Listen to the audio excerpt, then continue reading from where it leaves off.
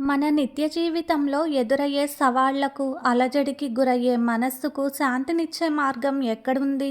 5000 ఏళ్ల క్రితం కురుక్షేత్ర రణరంగంలో ఆ శ్రీకృష్ణ పరమాత్మ అర్జునుడికి అందించిన భగవద్గీతలోనే ఆ సమాధానం ఉంది. భగవద్గీత 13వ అధ్యాయం. దీనినే క్షేత్రజ్ఞ విభాగ యోగం అని పిలుస్తారు. ఇది జ్ఞానయోగంలో చాలా ముఖ్యమైన అధ్యాయం. ఇందులో శ్రీకృష్ణ పరమాత్మ శరీరం గురించి మరియు ఆత్మ గురించి, అంటే క్షేత్రం మరియు క్షేత్రజ్ఞుడు మధ్య ఉన్న వ్యత్యాసాన్ని చాలా స్పష్టంగా వివరించారు. ఈ అధ్యాయంలో అర్జునుడు ఆ శ్రీకృష్ణ పరమాత్మని కొన్ని ప్రశ్నలు అడుగుతాడు. ఇవి ఒక 6 విషయాల గురించి చెప్పమని అడుగుతూ ఉంటాడు. అందులో మొదటి ప్రశ్న ప్రకృతి అంటే ఏమిటి? రెండవది పురుషుడు అంటే ఏమిటి? 3 క్షేత్రము అంటే ఏమిటి? 4 క్షేత్రజ్ఞము అంటే ఏమిటి? 5 జ్ఞానము అంటే ఏమిటి? 6 జ్ఞేయము అంటే ఏమిటి? మొత్తం ఈ భగవద్గీతలోనే ఒక టెక్నికల్ అధ్యాయం ఇది. దీన్ని చాలా జాగ్రత్తగా వింటే కానీ అర్థమవ్వదు.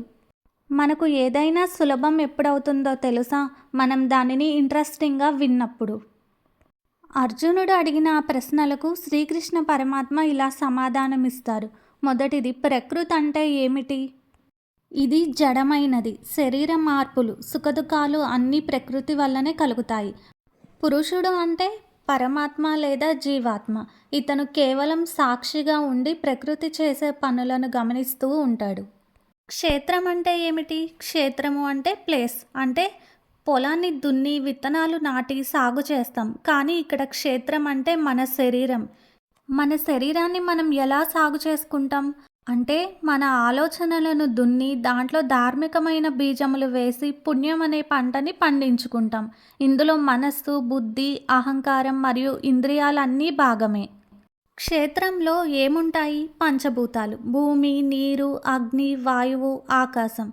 అహంకారం, బుద్ధి, అవ్యక్తం, దశేంద్రియాలు.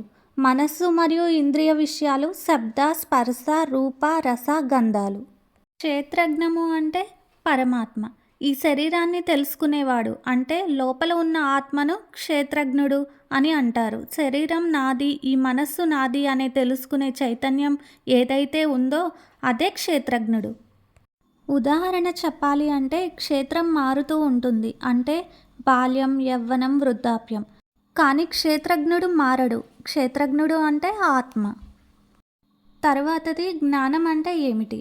మనం జ్ఞానం అంటే నాలెడ్జ్ అని అనుకుంటూ ఉంటాం, కానీ ఆ భగవానుడు జ్ఞానం అంటే నాలెడ్జ్ అని చెప్పట్లేదు.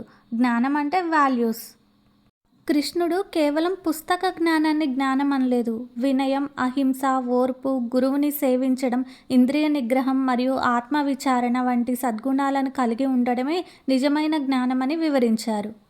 అంటే ఆది లేనిది, అంతం లేనిది, అది అన్నింటి లోపల ఉన్నది, దేనికి అంటుకోనిది.